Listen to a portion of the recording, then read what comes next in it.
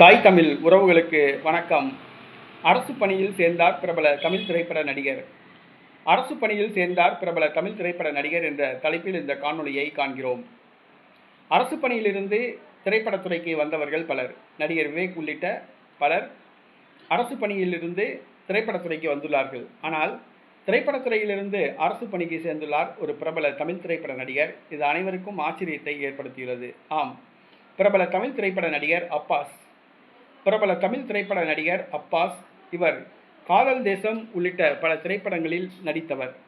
நடிகர் அஜித்துக்கு போட்டியாக இவர் கருதப்பட்டார். ஆனால் இவருக்கு பட வாய்ப்புகள் திடீரென குறைந்து தமிழ் திரையுலகிலிருந்தே காணாமல் போனார்.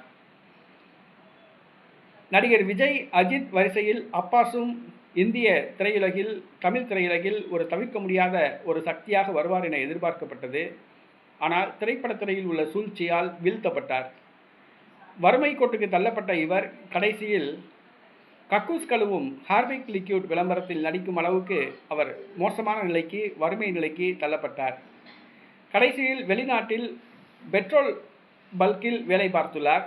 தற்பொழுது நியூசிலாந்தில் ஒரு அரசு பணியில் வேலைக்கு சேர்ந்துள்ளார்.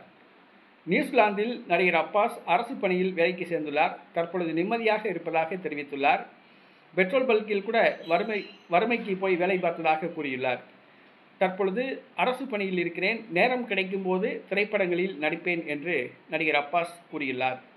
பிரபல தமிழ் திரைப்பட நடிகர் அரசு பணியில் போய் சேர்ந்தது அனைவருக்கும் அதிர்ச்சியை, ஆச்சரியத்தை ஏற்படுத்தியுள்ளது.